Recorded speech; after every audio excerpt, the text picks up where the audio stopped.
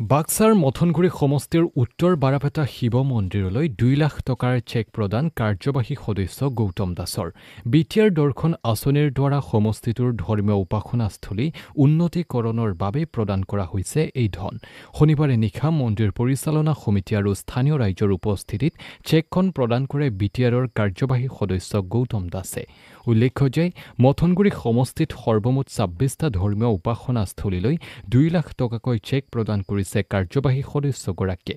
অনাগত দিনত বাকী থকা ধৰ্মীয় উপাসনাস্থলীলৈ আৰ্থিক অনুদান প্ৰদানৰ প্ৰয়াস কৰিব বুলি মন্তব্য প্ৰদান কৰে কাৰ্যবাহী সদস্য গৌতম দাসে।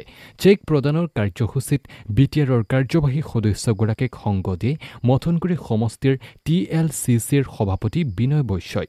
কাৰ্যবাহী সদস্যগৰাকীৰ এই কাৰ্যৰ শলাগ লৈছে অঞ্চলবাসীয়ে। চৰকাৰৰ তৰফৰ পৰা আল্লাৰাই চোৱাৰাং বিথাংগী অৰ্থাৎ আমি বিটিআৰ দৰ্শন বুলি এটি আঁচনি আছে। আমাৰ বিভিন্ন ধৰ্মীয় অনুষ্ঠানত 2 লাখ টকাকৈ আমি চেক প্ৰদান কৰি আছো। 2023 চনত আমি আমাৰ মথনগুৰি সমষ্টিৰ 12টা তেনেকুৱা ধৰ্মীয় অনুষ্ঠানলৈ 2 লাখ টকাৰ চেক প্ৰদান কৰিছিলো। এইবুলি আমি 14টা ধৰ্মীয় অনুষ্ঠানলৈ 2 লাখ টকাৰ চেক প্ৰদান কৰিছো। আমাৰ উত্তৰ বাৰাপেটা ভোলে বাবা শিৱ মন্দিৰতো আমি যোৱা 2 বছৰ পূৰ্বে কথা দিছিলো যে এই অনুষ্ঠানটোৰ কাৰণে কিবা এটা অনুদান আগবঢ়াম আৰু নিৰ্মাণ অৱস্থাত এই মন্দিৰটো আছে, সম্পূৰ্ণ হোৱা নাই। গতিকে এই অঞ্চলৰ ৰাইজৰ যে আবেদন, সেই আবেদনৰ ভিত্তিত আজি আমি এই বিটিআৰ দৰ্শনৰ 2 লাখ টকাৰ চেক এটি আমি প্ৰদান কৰিলো উত্তৰ বাৰাপেটা ভোলে বাবা শিৱ মন্দিৰ সমিতিত। আমাৰ দলীয় কাৰ্যকৰ্তাসকল আছে, TCLC আছে।